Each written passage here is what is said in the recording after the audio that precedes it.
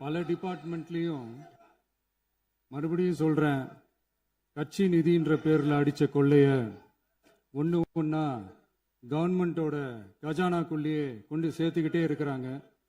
இப்பவும் சொல்றேன், மக்கள் பணத்துல இருந்து ஒரு பைசா கூட தொடமாட்டோம், தொடவும் விடமாட்டோம், தொட்டா விடமாட்டோம், இதுக்கு முன்னாடி தொட்டவங்களையும் விடமாட்டோம்.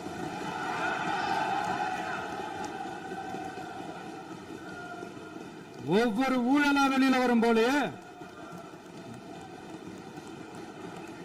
ஒவ்வொரு வேஷமா கலைஞ்சிரும் போலே, இங்க இருக்கிற நிறைய பேரு நடுங்கி போய் இதுல நம்ம மேல அவதூறு வேற. இப்ப புதுசா ஒரு வெப்பன் ஒண்ணு கொண்டு வந்திருக்காங்க. அது என்ன தெரியுமா? அவங்க தயவால தான் நம்ம ஆட்சி நடக்குதான். மக்கள் தயவால இந்த ஆட்சி நடந்துகிட்டு இருக்கு. மனசாட்சி உள்ள சக்திகளோட ஆதரவால இந்த ஆட்சி நடந்துகிட்டு இருக்கு. நாங்க தான் அனுப்பி வச்சோம் அப்படின்றாங்களே. அனுப்பி வச்சவங்களுக்கு மினிஸ்ட்ரியில இடம் கொடுத்தா ஏன் கதறீங்க? ஏன் இவ்வளவு கோவம்? ஏன் இவ்வளவு கதறல்? இதுல இன்னொரு முக்கியமான விஷயம், மார்க்சிஸ்ட் கம்யூனிஸ்ட் கட்சி நமக்கு ஆதரவு கொடுத்தது சுயேட்சையா எடுத்த முடிவுன்னு சொல்றாங்க. அதே மாதிரி இந்திய கம்யூனிஸ்ட் கட்சி நமக்கு ஆதரவு கொடுத்தது சுயேட்சையா எடுத்த முடிவுன்னு சொல்றாங்க. இதுல எங்க இருந்து நாங்க தான் அனுப்பி வச்சோம்னா புரியலையே. மக்களுக்கு நல்லா புரியும், எல்லாத்தையும் தெளிவா பார்த்துக்கிட்டு இருக்கிறாங்க.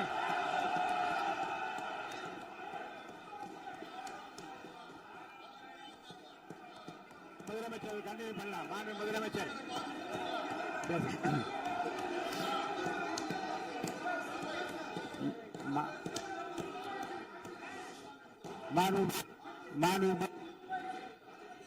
முதலமைச்சர் கண்டினியூ பண்ணலாம்.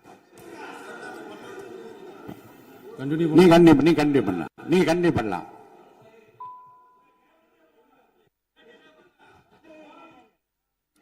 இந்த சமூக நீதி அரசுன்னு சொல்றவங்களை பார்த்து கேட்கிறேன், நம்ம பட்டியலின சகோதரர்களுக்கு எத்தனை அமைச்சர் பதவி கொடுத்தீங்கன்னு கொஞ்சம் சொல்ல முடியுமா? ஆனா நம்மளுடைய அரசுல 8 அமைச்சர் பதவிகள் யாருக்கு? நம்ம பட்டியலின சகோதரர்களுக்கு. எல்லாம் நம்ம அண்ணன், நம்ம தம்பி, நம்ம தங்கச்சிங்க. அண்ணல் அம்பேத்கர் அவர்களுடைய கிட்டத்தட்ட 100 ஆண்டு கால கனவு இப்ப நிறைவேறி இருக்கு. நான் ஏன் கொஞ்சம் சவுண்டா பேசுறேன் அப்படின்னா அவங்களுக்கு கேட்கணுன்றதுக்காக தப்பா எடுத்துக்காது. அதே மாதிரி பெண்களோட பாதுகாவலர் நாங்க தான் அப்படின்னு சொல்லிக்கிறவங்களை கேட்கிறேன், எத்தனை பெண்களுக்கு அமைச்சர் பதவியில இடம் கொடுத்தீங்க கொஞ்சம் சொல்ல முடியுமா? எங்க அரசுல 4 சகோதரிகளுக்கு அமைச்சர் பதவி கொடுத்திருக்கிறோம்.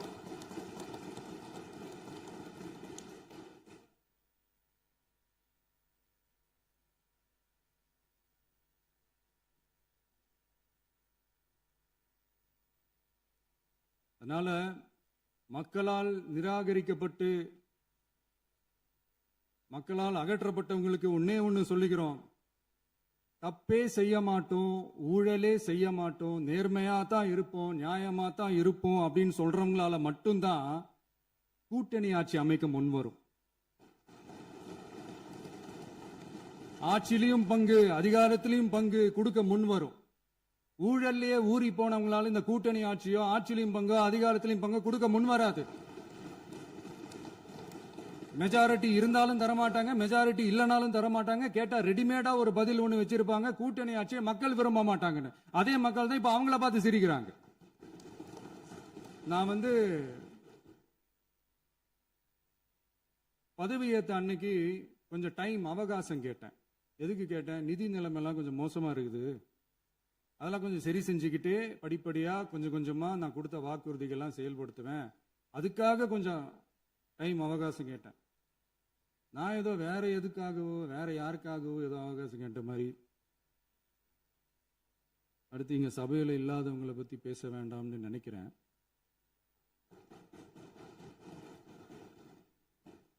இங்க நம்மளை பத்தி அவதூறு பரப்புறதோட மட்டும் இல்லாம இப்ப நம்ம மக்கள் மேலேயும் அவதூறு பரப்ப ஆரம்பிச்சுட்டாங்க. மக்கள் நமக்கு ஓட்டு போட்டது தப்பான், குடும்பம் குடும்பமா நமக்கு ஆதரிச்சது தப்பான். இது இப்போ இல்ல, நான் சொல்றது எம்ஜிஆர் அவர்கள் காலத்திலிருந்தே. அப்பவே அவர் ஜெயிச்சப்போ அதே மக்களை தப்பு தப்பா பேசுறது. மக்கள் என்ன பண்ணிட்டாங்க, எம்ஜிஆர் என்ன பண்ணிட்டாரு, எம்ஜிஆர் என்ன இது பண்ணிட்டாரு. 50 வருஷமா ஒரே டெக்னிக்கா.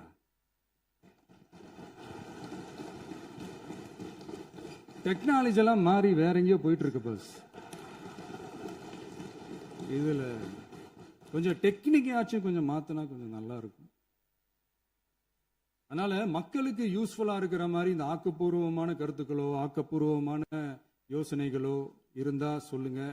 அதை நாங்க டெஃபரெண்டா எடுத்துக்கிறோம். ஆனா அதை விட்டுட்டு இந்த நக்கல், நையாண்டி, சம்பந்தம் இல்லாத பேச்சு இதெல்லாம் பேசிட்டு அப்புறம் முதல்வர் பதில் சொல்லல, முதல்வருக்கு பதில் சொல்ல தெரியல அப்படின்னா அப்புறம் என்ன சோஃபா மாடல் ஆட்சியா? அது என்னன்னு புரியறதுக்கே எனக்கு ரொம்ப நாள் ஆச்சு. இந்த sofa set, table chair, teapoy, furniture பிசினஸ்லாம் வேற எங்க வெளியில போய் பண்ண சொல்லுங்க.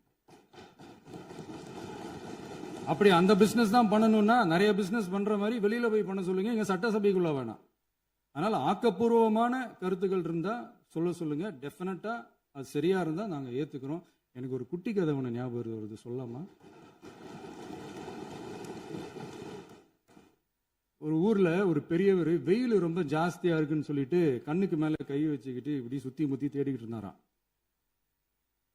அப்ப கூட இருந்த ஒரு சின்ன பையன் என்ன தேடுறீங்க அப்படின்னு கேட்டானா. அதுக்கு அந்த பெரியவர் சொன்னாரா, அது ஒண்ணு இல்ல தம்பி, உங்க அப்பா இங்கதான் இருப்பாருன்னு சொன்னாங்க, அதான் தேடிக்கிட்டு இருக்கேன். எங்க உங்க அப்பாவையா காணோம்?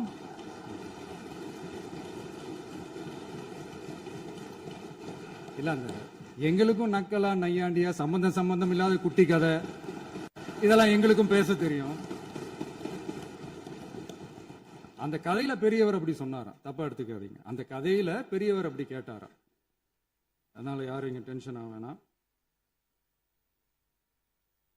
அதனால இன்னொரு இந்த என்னுடைய உரையை முடிக்கிறதுக்கு முன்னாடி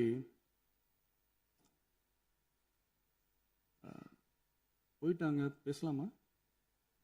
உங்க கருத்துக்களை நீங்க முழுமையாக மன நிறைவோடு பேசலாம். டிவியில பார்ப்போம்.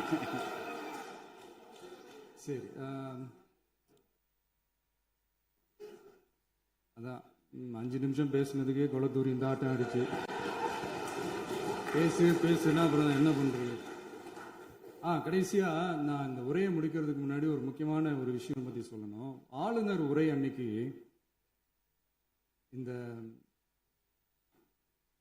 தமிழ் தாய் வாழ்த்துக்கு அப்புறம் தேசிய கீதம் பாடினது தப்பு, தேசிய கீதம் 2 முறை பாடினது தப்பு, அப்படி ஒரு நிகழ்வு இதுக்கு முன்னாடி இந்த சட்டசபையில நடந்ததே கிடையாது, அந்த மரபே மாத்திட்டீங்க, இப்படி ஒரு பெரிய ஒரு போர் மாதிரி எதிர்கட்சி சார்ந்தவங்க எல்லாம் சொன்னாங்க இல்லையா? அந்த மாநில உரிமை போராளிகளை, அந்த மரபு காக்கிற உரிமை போராளிகளை ஒரே ஒரு கேள்விதான் கேட்கணும். 2021 ஆகஸ்ட் 2 ஞாபகம் இருக்கா? Centenary celebration of Tamil Nadu legislature. அந்த ஃபங்க்ஷன்ல நம்ம முன்னாள் முதலமைச்சர் கருணாநிதி அவர்களோட கலைஞர் அவர்களுடைய கலைஞர் அவர்களுடைய புகைப்படத்தை மாண்புமிகு குடியரசுத் தலைவர் திறந்து வைக்கிற ஒரு ஃபங்க்ஷன். அந்த ஃபங்க்ஷன்ல national anthem followed by Tamil Thai Vazhthu அப்படின்னு அறிவிச்சது ஞாபகம் இருக்கா? அதாவது தேசிய கீதத்துக்கு அப்புறமா 2வது முறையா, நோட் திஸ் பாயிண்ட் மாண்புமிகு பேரவைத் தலைவர் அவர்களே, பிளீஸ் நோட் திஸ் பாயிண்ட். தேசிய கீதத்துக்கு அப்புறம் 2வது முறையாக தமிழ் தாய் வாழ்த்து பாடப்படும் அப்படின்னு சொன்னது ஞாபகம் இருக்கா? அதுவும் முத்தமிழ் அறிஞர் அப்படின்னு சொல்ற நம்ம கலைஞர் அவர்களுடைய அந்த புகைப்படம் வெளியிட்டு விழாவில் அவர் இருந்த இதே சபையில தமிழ 2வது இடத்துக்கு தள்ளினது யாருன்னு ஞாபகம் இருக்கா?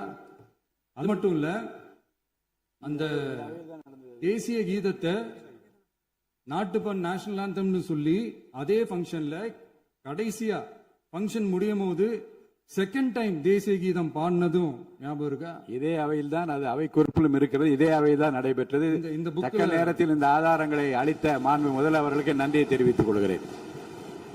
டவுட் இருந்தா இந்த புக்கை பார்த்து தெரிஞ்சுக்கலாம். அதனால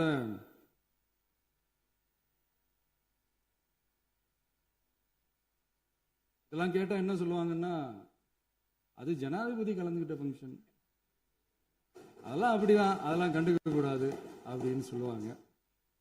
இதே மாதிரிதான் பேசுறது ஒண்ணு, செய்யறது ஒண்ணு, செய்யறது ஒண்ணு, பேசுறது ஒண்ணு. இதெல்லாம் மக்கள் பார்த்துக்கிட்டு இருக்காங்க. எலெக்ஷனுக்கு முன்னாடி தான் அப்படி செஞ்சுக்கிட்டு இருந்தாங்க. இப்போ எலெக்ஷனுக்கு அப்புறம் அதே தான் செய்யறாங்க. இந்த விஜயையும் சாமானியர்களின் உண்மையான சமூக நீதி அரசையும் அவமானப்படுத்துறதுக்கு தான் அவங்களோட அந்த பொலிட்டிக்கல் சீனியாரிட்டி அது பயன்படுத்துது போல. சரி, செய்யட்டும் செய்யட்டும், நல்லா செய்யட்டும். இப்போ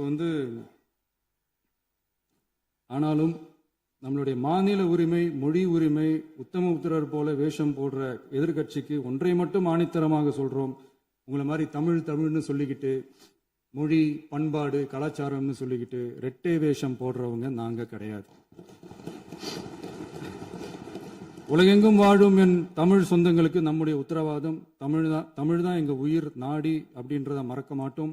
இப்பவும் சொல்றோம், மாநில உரிமையில எப்பவும் உறுதியா இருப்போம். அதே சமயத்துல அரசியல் வேற, ஒன்றிய மாநில அரசுகளுக்கு இடையே இருக்கிற நிர்வாக அணுகுமுறை வேற. இதுல நாங்க ரொம்ப தெளிவா இருக்கிறோம்.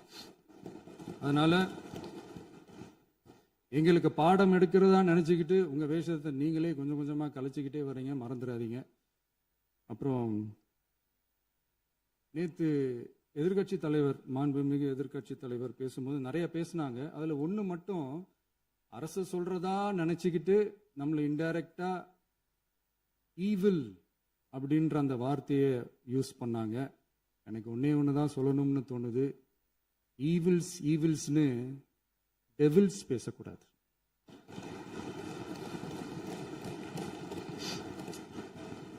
அவங்க இருந்திருந்தா ஒரு ஆக்ஷன் பண்ணணும்னு எனக்கு தோணுச்சு.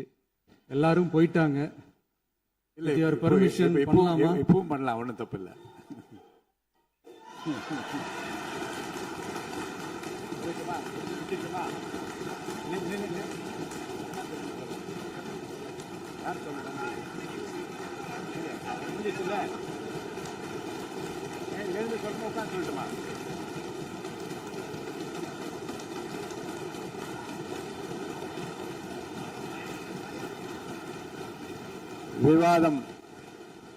விவாதம் முடிவுற்றது. மாண்புமிகு உறுப்பினர்கள் முன்மொழிந்த திருத்தங்கள் வலியுறுத்தப்படுகின்றனவா என்று அறிய விரும்புகிறேன். மாண்புமிகு உறுப்பினர்கள் முன்மொழிந்த திருத்தங்கள் அனைத்தும் பேரவையின் அனுமதியில் திரும்ப பெறப்படுகின்றன.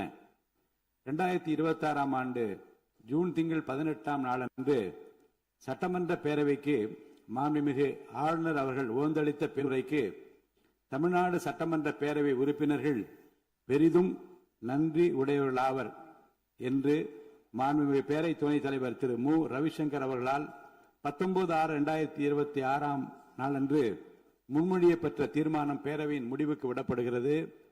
ஏற்போர் ஆம் என்க, மறுப்போர் இல்லை என்க. ஏற்போரே அதிகம் என்று கருதுகிறேன். ஏற்போரே அதிகம். தீர்மானம் நிறைவேறியது.